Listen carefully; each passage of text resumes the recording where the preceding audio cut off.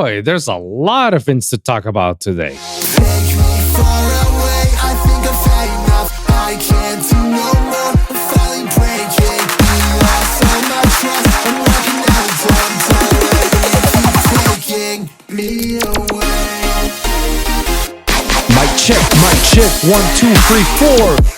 What's going on, everyone? Welcome to another episode of the WOLVPVCK, where we talk about the good, the bad, and the ugly topics that happen on a weekly basis in the entertainment industry. I'm your host, Wolfson, and without further ado, let's get down with the shitsters, because today is definitely a lot of things to talk about. We definitely have a lot of things to cover, and I just want to say that thank you for last week's episode review. I had such great positive feedback from it, especially the part when I start being a little bit technical about certain topics, especially the one with the MacBooks versus gaming PCs. Everybody apparently loved that topic a lot. So I decided, like, all right, let me bring a lot more topics about that stuff, you know, technical stuff that I know that people will appreciate and will have a better use of it on a daily basis. So absolutely, I'm gonna bring some of that stuff later down the road. Well, one of them happens to fall under my lap, you know. So let's get down to the first topic that we actually have that we need to discuss, because this is something that I got over an email not too long ago. And I feel like it's something that's actually very good to talk about, you know. I just got this newsletter from one of my multiple emails. It came from Cymatics. For those of you who don't know who Cymatics is, it's known as a sample company. Like, it's a company that produces a lot of samples, a lot of presets for plugins and for artists and producers alike, so they can use some of the royalty-free audios, clips, and whatnot, you know, and they can use it however they feel like. It's all royalty free. You just have to pay a certain amount. And over the years, they've been in the scene, especially in the EDM scene, for a lot of producers. Like, oof, I don't know. Like, I guess I could say like almost a decade. I guess like a good 8 years or something like that. 8 or 9. We're getting around the decade with those guys, because they've been here a lot, quite a lot. Yeah, like, they sent me an email, which I found it very interesting, and I'll show it to you guys what it is, you know. Hope you guys can see this. Production school, is it worth it? Obviously, they have to sell it out with the, hey, you know, there's a 24-hour flash sale. Go get it before you know, but it's a 60 premium melodies. It's worth $60, but we're giving it to you $7. That's the catch, you know. That's how they get a lot of people, you know. Anyways, here comes and says, hi, Raphael. Our team has dedicated an important vote. As incredible as the 50,000 sounds in Cymatics legacy we are, building on the foundation of production knowledge is a must. Using great sound is amazing, but building your production skills set can give you unlimited potential.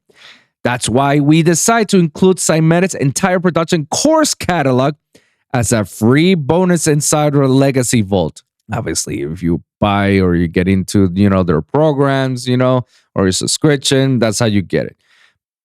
This sale is not what I give free flying F's about it. No, it's this one.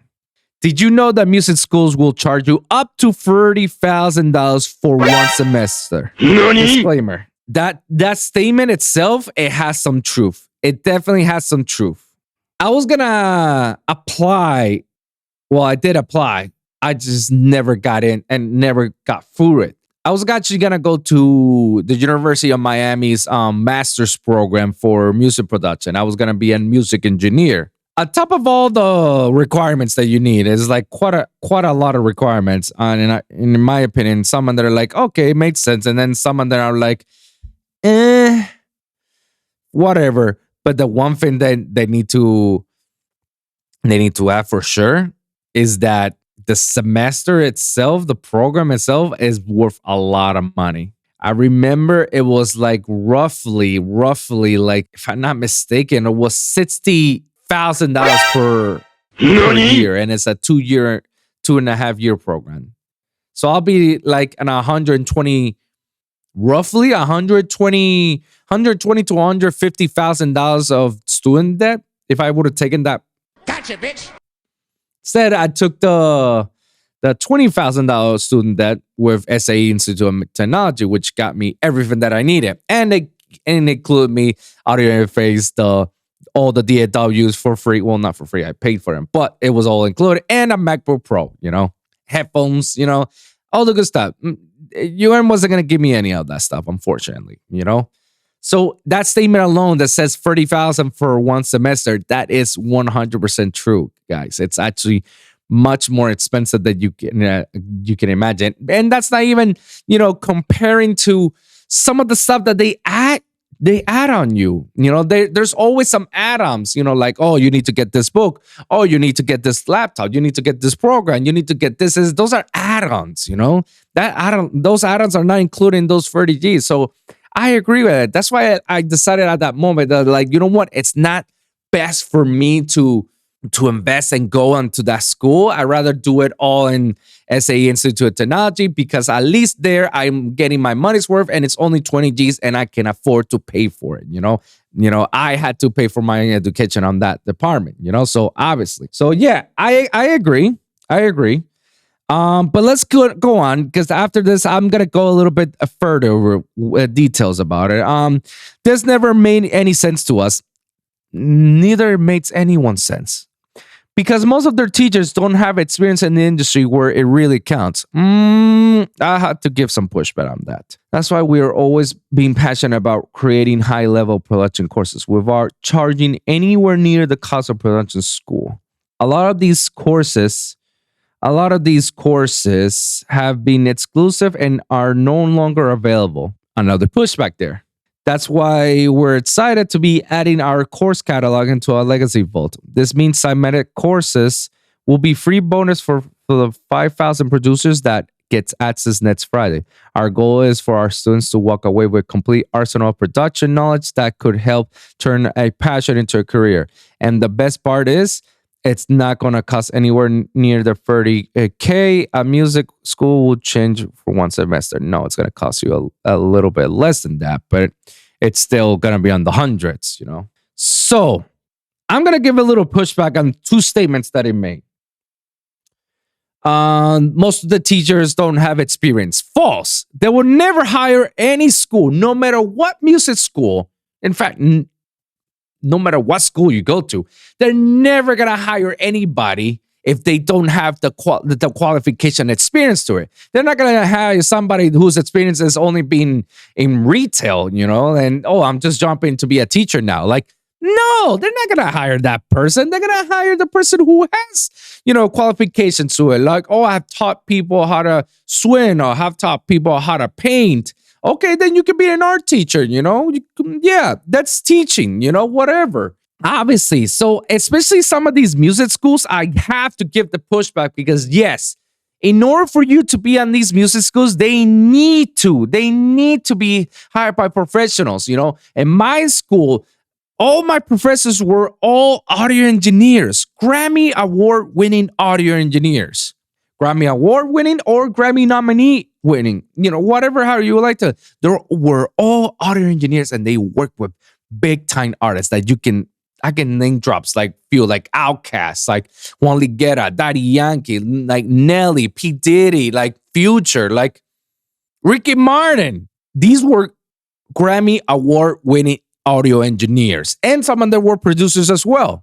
So obviously, they're going to hire people with that certain qualifications. They're not going to give me some Joe Slow who doesn't know anything and just whatever he reads. No, of course not. They're going to hire some professors, because that's where they put their money on it. Same thing with UM has some of the best musicians and some of the best audio engineers that came from around the world, and they decide to be teaching right now. They're not going to hire anybody who doesn't have qualifications. So for them to say something like that, that's factually incorrect, And I know ICOM for sure.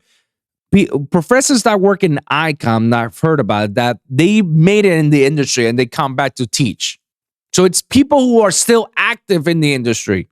Yeah, and the other thing was how much money you're going to be spending on. And obviously, it's not going to be in the 30Ks. Let me just find it real quick, because that one I was like, it was that's where I cited the catalog. A lot of these courses have been exclusive and are no longer exclusive. Whatever. I can go to other courses like the Forbidden Society, Into the Dog with Wyatt. Shout out to my brother, Wyatt. He's a great dude. Into the Wyatt on the industry set. Like, there's plenty of online courses that you can take. It's not that exclusive. Like the internet made it very easy for everybody to access certain artists and certain courses that you could just take it and just pay like a few bucks instead of the thousands of dollars. So it's not that exclusive. Our goal is for our students to walk out with a complete arsenal production knowledge that could help turn your passion into a career.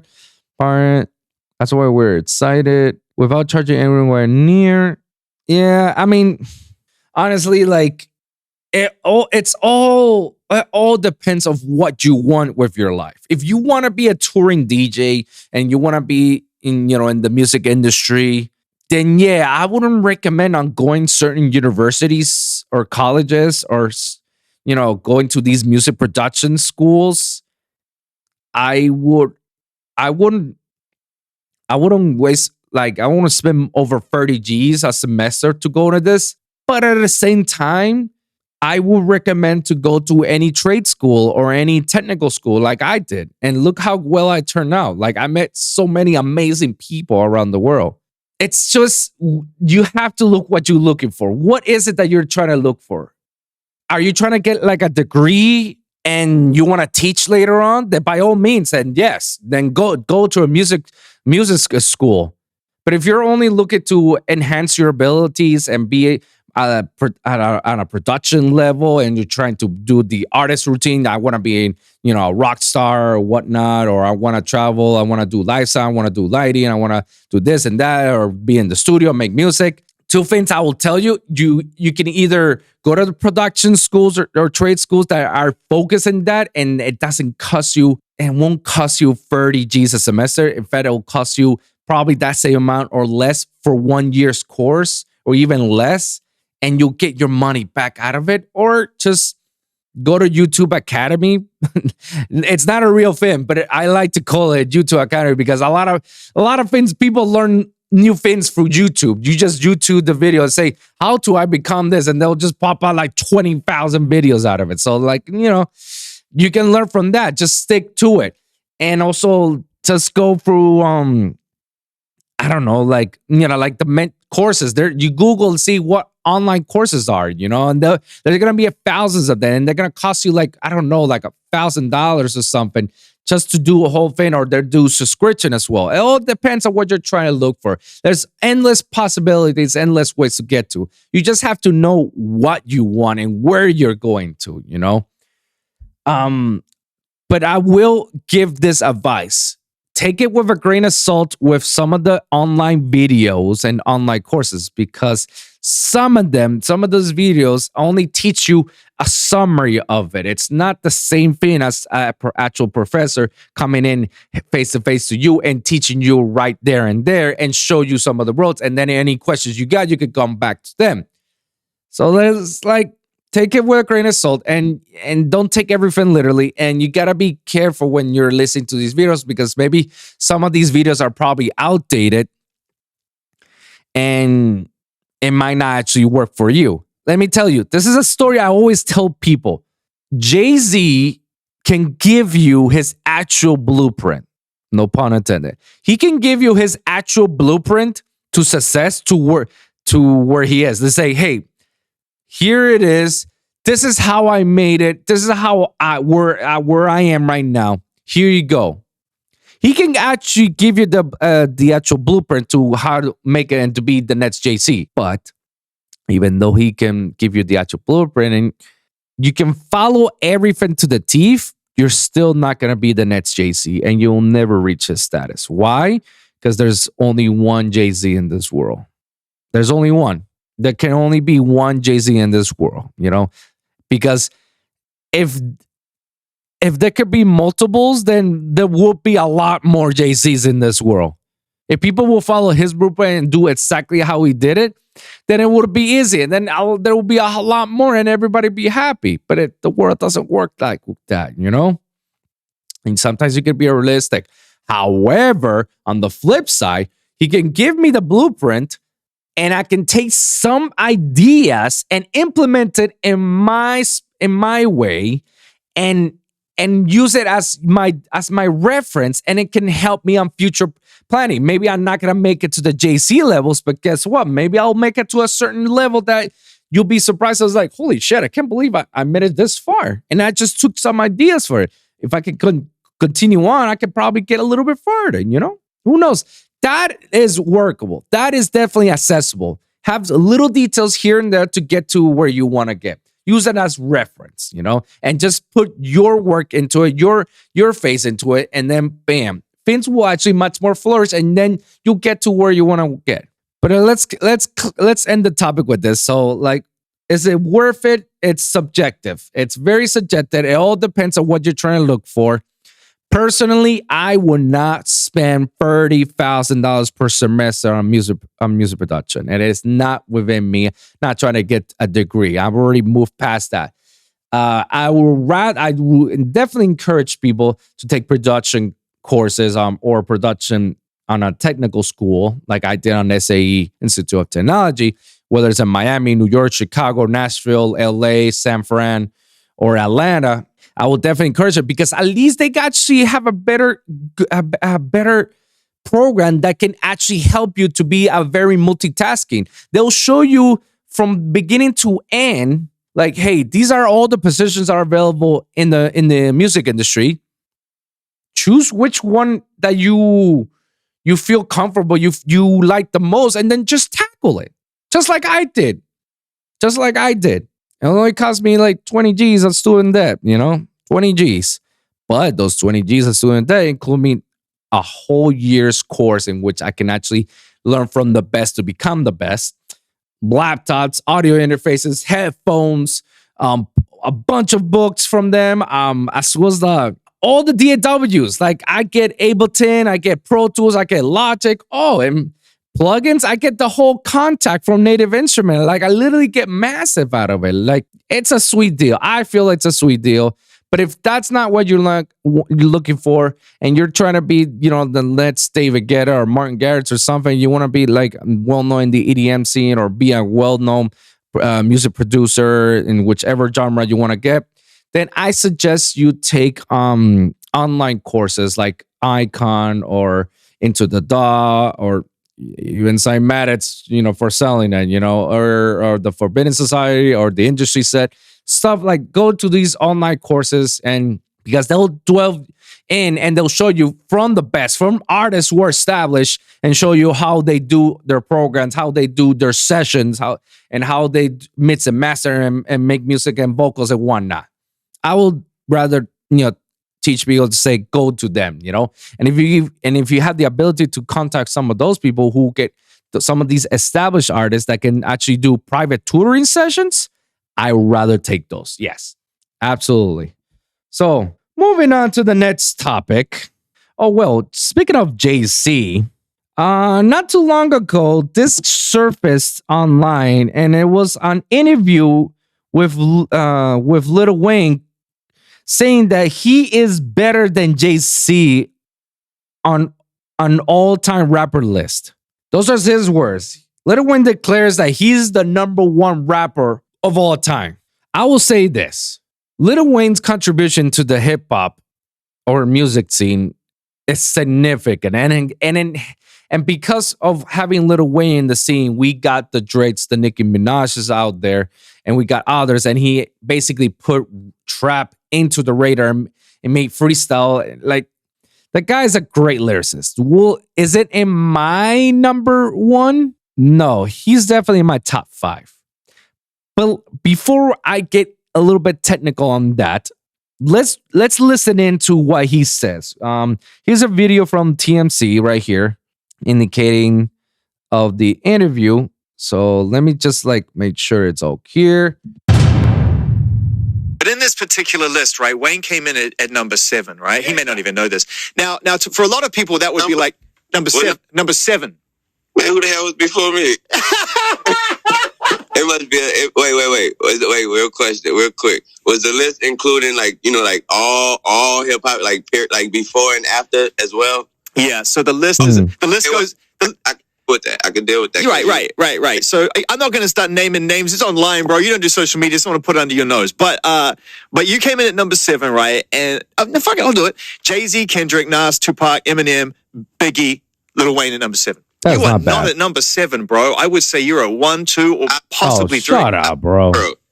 I would tell you that I am a motherfucking 1. I mean, and everybody who named you named, and rest in peace. But everybody who named you named, they also know that I am number 1. Yeah, the thing about being number 1, Wayne, I want to get this into a place of learning. Go ask them. Go ask them. All right, so here's the thing. That Zane guy learn how to conduct interviews seriously. And that's just being a total kiss ass. I'm not naming it. Okay, I'll name it. Oh, but you're my number 1. You're 7 here on the list, but you're my number 1.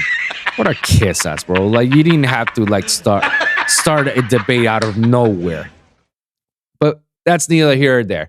What I'm trying to get to in all this, so they say some notable rappers in that list, and he's number 7.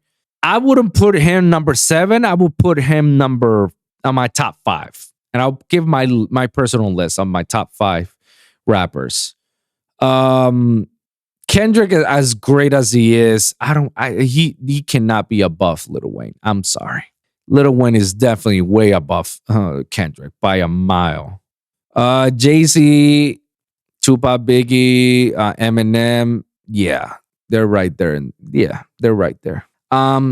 So I'm gonna give my list. I'm gonna go a little bit in deep of what Lil Wayne said, that he claims that he's the number 1 rapper, and then I'm gonna give my final feedback out of that. Here's the thing. My personal top 5 of rappers. Number 1, Eminem. I love Eminem. He's been a nasty rapper, a nasty lyricist. Like, he cannot do no wrong, So he's great. And we cannot argue that Eminem is not a great rapper either. Like, the dude is a beast. Jay-Z is number 2. H2OV, like, obviously. Lil Wayne is my number 3. Absolutely. Because I grew up with Lil Wayne, and I listened to a lot of Lil Wayne, so he's up there. As to the remainder 2, I will have to say, without sounding controversial, Snoop Dogg is definitely there. Number 4. Yeah, Snoop Dogg, bro. Like, you had to put some respect on Snoop Dogg. And then I'll put number 5 as I don't consider Kendrick as one of my top 5. I consider Daddy Yankee as my top 5. Why? Because, guys, he's a Puerto Rican. He's one of the greatest Puerto Rican rapper in the all times. Shut the fuck up for everybody who says Bad Bunny and Anuel and Arcángel and all this. Like, no. You put some respect to the GOAT, Daddy Yankee.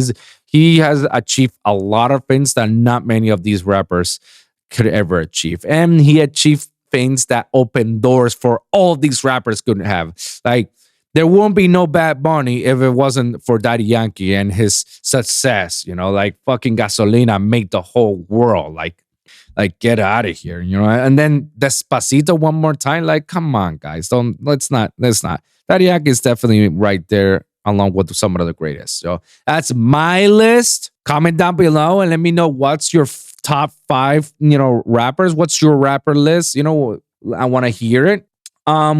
Lil Wayne claiming that he's number 1. He has every right to say that he's number 1. And it's because, like, being on a list, it's subjective. Like, everybody can say, like, my 5 is the greatest, or no, my 5.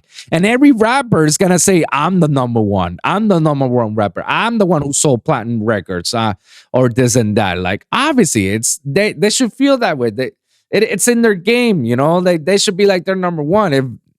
If not, then everybody be like, well, kumbaya with each other, but that's not how it works. So obviously I feel Like, I get Lil Wayne feeling like, no, I should be the number one. You're like, yeah, you have every right. And you have earned respect for you to be number one, 100%.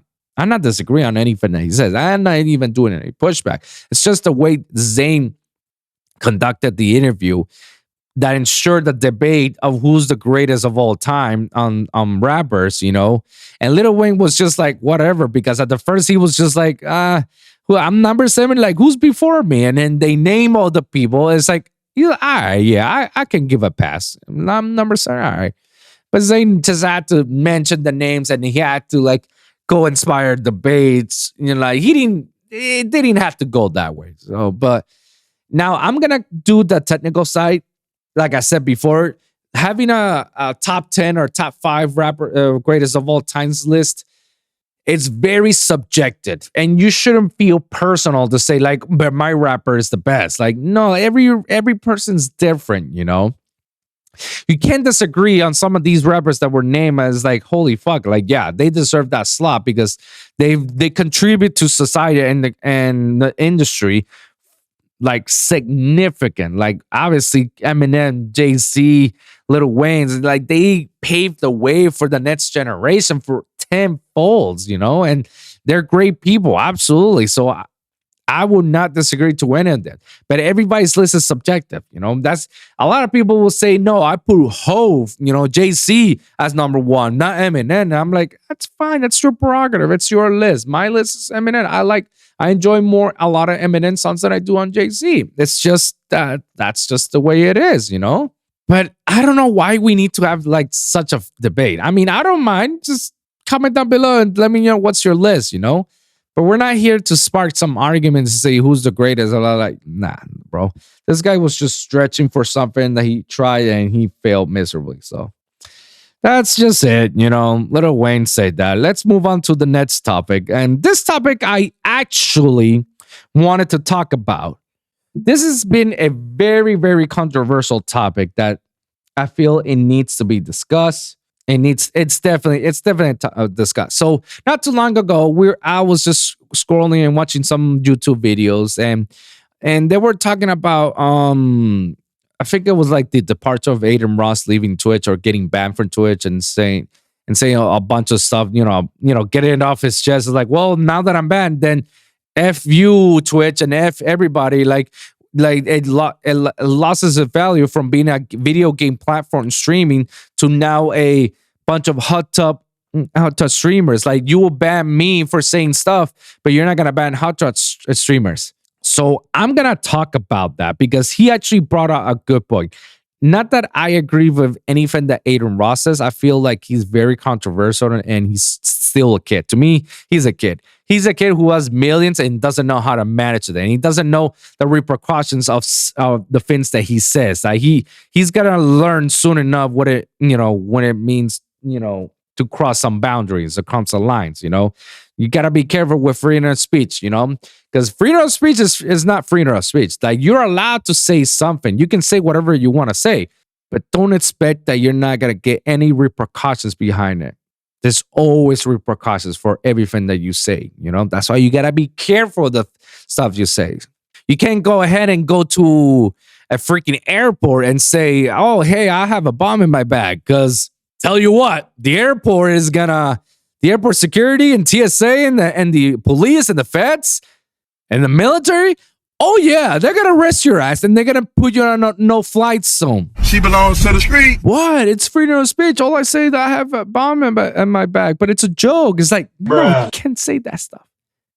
But it's freedom of speech. Yeah, you could definitely say that. But if you say it, then you're gonna get banned. Oh, I'm taking this to the Supreme Court. Go ahead and take that to the Supreme Court. Congratulations, you played yourself. The Supreme Court is gonna look at you. You're crazy, you dumb fuck. Emotional, damn it. It is what it is, guys. Let's cannot argue. But we're not talking about this.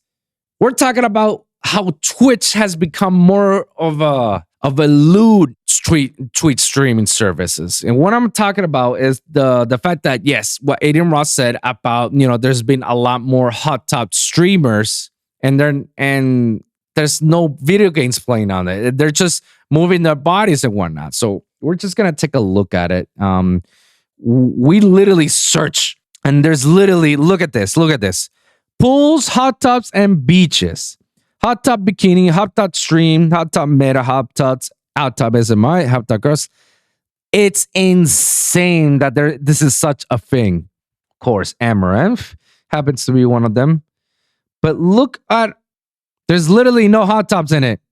Like, and all these girls, all they do is just show up their bikinis and whatnot. Look, you see what I mean? Like, to me, this, and it's insane how many views these people get and how many hours they spend. Twitch needs to get their things in order, because I agree with him on that. Like, there's too many hot tub streamers, and Twitch shouldn't be a streaming platform to show off your bikinis and whatnot and explicit stuff. No, that's why we got OnlyFans and or Pornhub or Instagram or Twitter or whatever you want to go. And let me tell you, I have nothing against any of these people and these women doing the hot tub streams if they're actually playing fucking video games.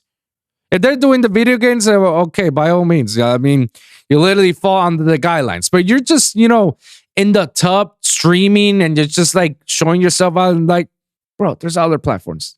Don't ruin it for the community. And that's one of the things. And I'm not coming here with hate. I just feel that Twitch needs to get their affairs in order. And I feel like Twitch has failed numerous times that get to the point that people like want to leave Twitch because Twitch doesn't do anything about it. They say they did something in regards to that hot tub streams, but people are still doing it. And I feel like doing these hot tub streams does absolutely nothing.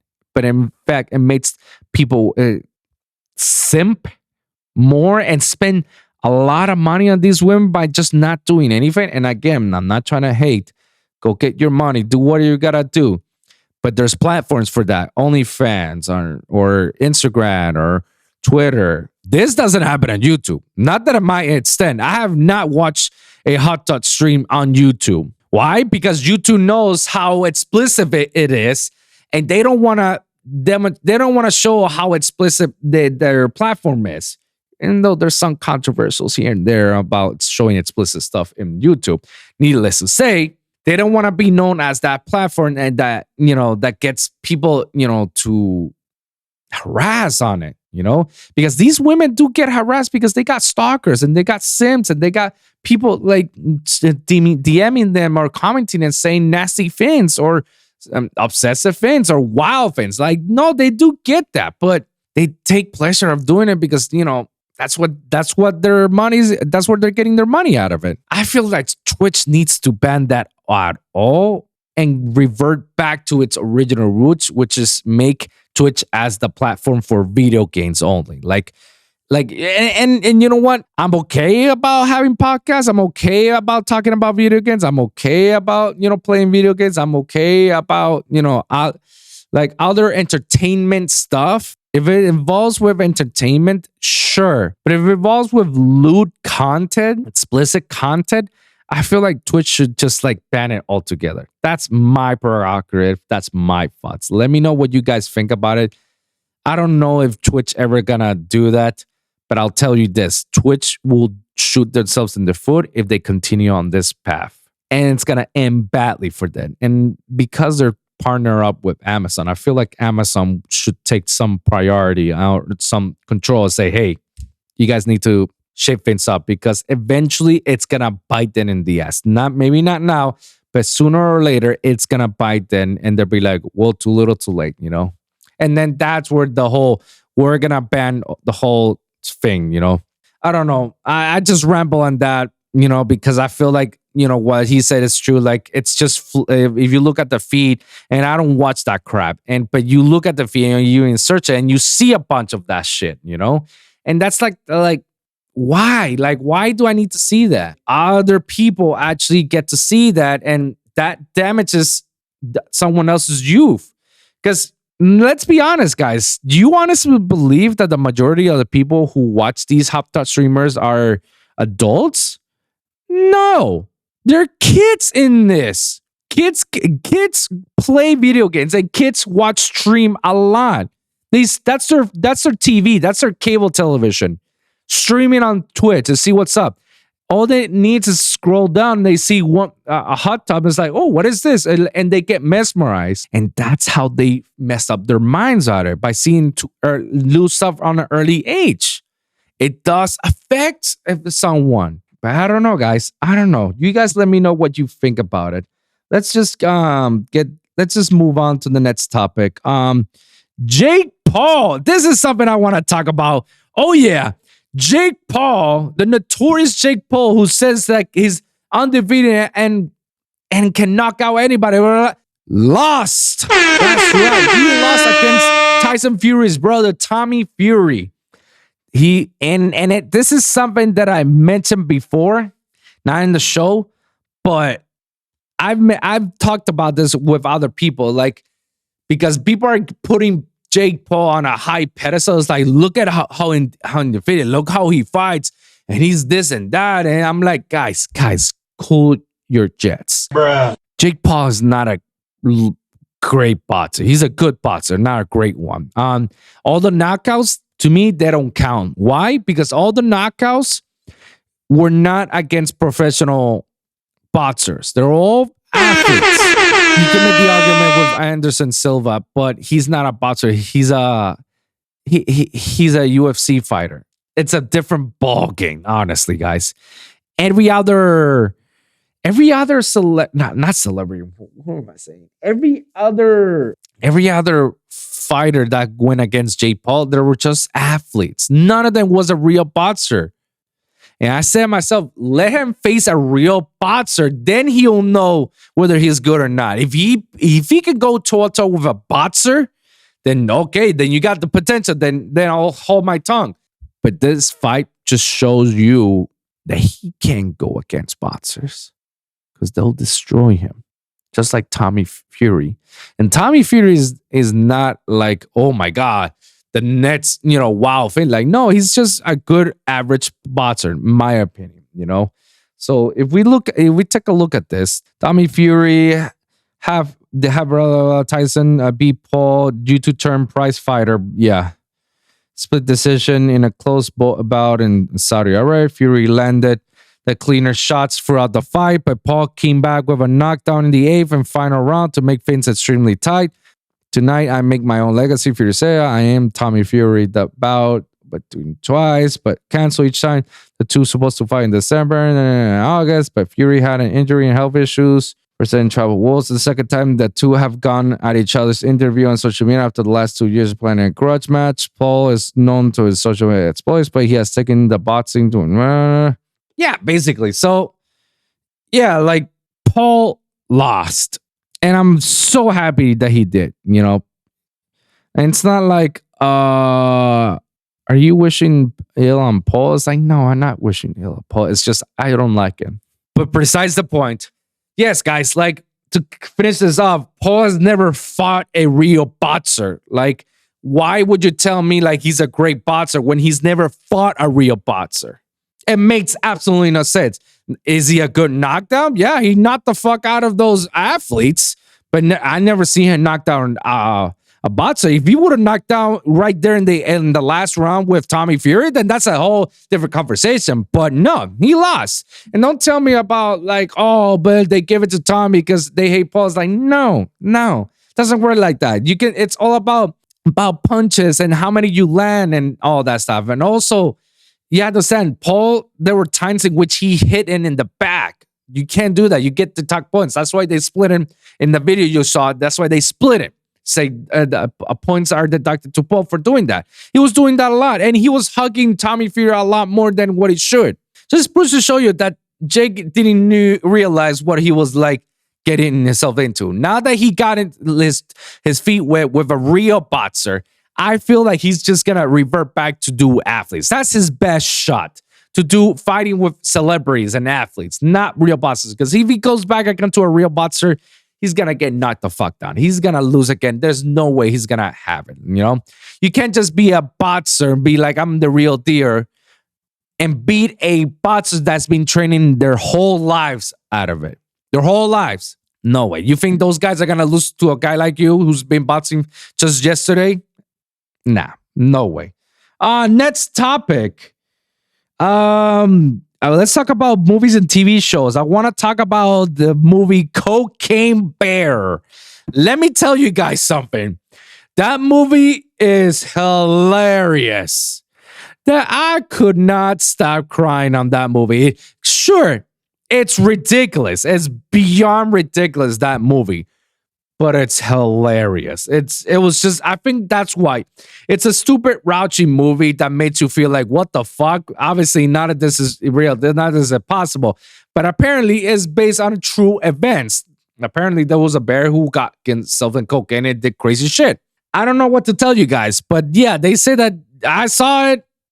Cocaine Bear was amazing. It was just good. It was a good, funny movie. Like, you want to see a movie that was shits and giggles, go see Cocaine Bear. You're not going to be disappointed.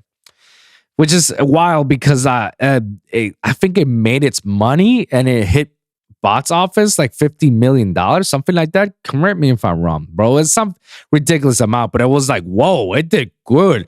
It did way better than Antman, which is like kind of wild because Antman and the Wasp: Quantumania was actually a very good movie. As I say previously, and I stay behind it. It is a good movie.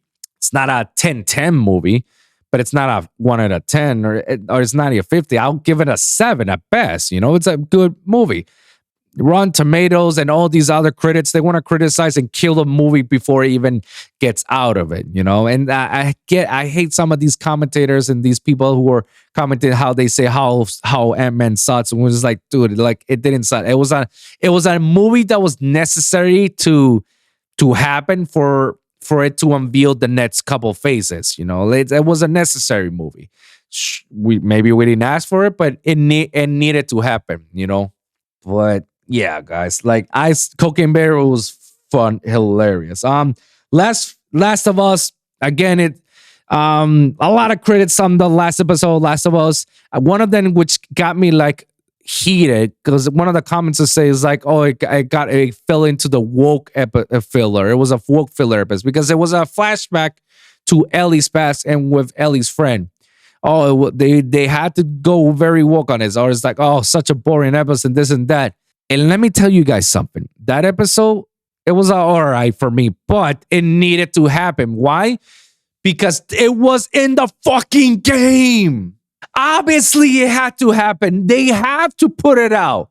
They're not going to do a DLC on it. No, they have to fill up the gaps in the episodes. They need to put a filler episode. And if the filler episode happens to be that flashback with Ellie, it had to happen. And for those of you who never played the video game, yeah, everything that happened in that game from word for word and details, yeah, it happened like that. Obviously, in the video game, got a little bit more violent because more things happened in there. But how it ended, yeah.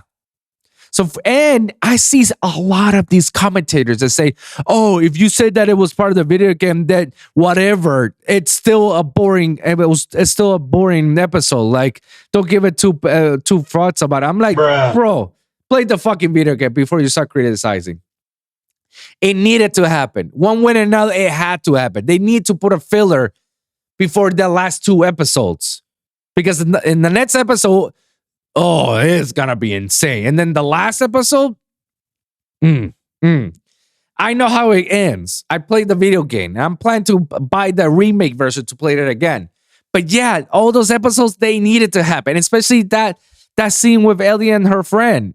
You needed to know why Ellie was kidnapped by what was taken by the Fireflies, why she left Fedra, and why she did all what she's doing now with Joel. You needed to know that. If you didn't know that, then you'll be just wandering in the air and say, what the fuck is this, But that episode had to happen, and it was part of the game. And I love HBO that they stick by their guns by continue putting more scenes and more stuff from the main source, from the video game.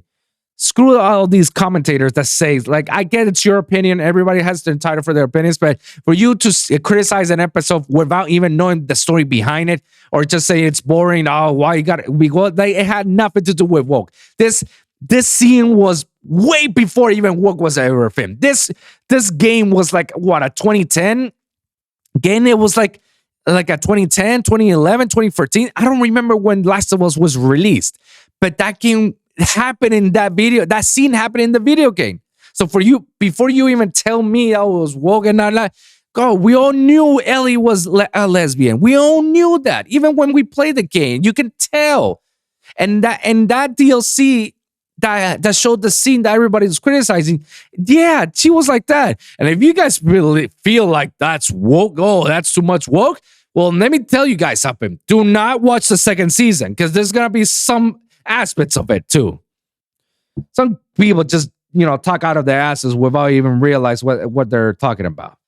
But enough of that. Let's get down to the last topic, which is PlayStation's state of play. The government has the state of the union. PlayStation has state of play. When they tell you all the trailers and all the upcoming video games that come in, stuff that they will hold it off to E3, but they rather mention it in their own times, which is why the free major platforms are not going to show up in E3. And in this case, why do we even have an E3? Just for the game developers? I mean, that's cool. Yeah, go for it. But that's why we got Comic-Cons and whatnot. You can just do it right there. Or PATs, needless to say. Let's do a quick recap before we leave. So there was a couple of things that I saw that I was like, whoa, okay, PlayStation's coming hot and heavy. I'm liking it. So I'm not going to play any of them, but we'll show you Destiny 2, Lightfall. Destiny, I'm over it. And I know a lot of people are over it. So this DLC will be like whatever. Suicide Squad, Kill the Justice League. That's definitely a game that I'm really, really anticipating and really hyped to play it. And it's made by the makers who did the Arkham series. And this is the game that was 10 years after the Arkham Knight. So it's definitely in the same universe as the Arkham series. And it's 10 years after Arkham Knight. And this is the game where you hear, rest in peace, Kevin Conroy's final performance as Batman. So definitely, I'm all hyped up. I saw some of the gameplay, some of the footages, and I'll tell you what, it's actually pretty good. I can't complain. I'm just looking forward to it. Yeah, what else? Tichia, I don't know what that is. I saw it, I was like, what? Humanity, to me, it's like, well, whatever. Resident Evil 4, the remake, the graphics are phenomenal. They're using the RE engine that they developed, and it looks good. I'm all forward to it. Absolutely. It seems like the remake, how they're doing it, they're adding some extra scenes that I wasn't aware of. So this should be good. Street Fighter 6, it was announced finally, I guess. Or wasn't Street Fighter was always out? I don't remember. But they announced a few characters adding to it. Baldur's Gate free. Wayfinder. It was like, okay. Goodbye Volcano High. Some games that I'm like, okay. Some that I'm like, The Foglands. Green Hell VR. This was just like, whoa. Synapses. Journey to the Foundation. Before Your Eyes. There's just a lot of games. This one got me all hyped up. Naruto adds Boruto alternate Ninja Storm connections. Basically, they put all the Ultimate Ninja Storms under one video game, which I'm hyped about it because, yeah, the other day I was thinking like, damn, I should replay Ultimate Ninja Storm 1, 2, and 3, and 4, just to have that replay value because I enjoyed playing Naruto. In these fighting games, all the Ultimate Ninja Storms, I enjoy every single moment of it, So I'm happy that Naruto, that they're actually releasing Ultimate Ninja Storm connections, I guess all the way from the beginning to the end to where Boruto is. I'm all forward to it. I'm all forward to it. I cannot wait. The replay, yep. And then all other announcements, which is these right here.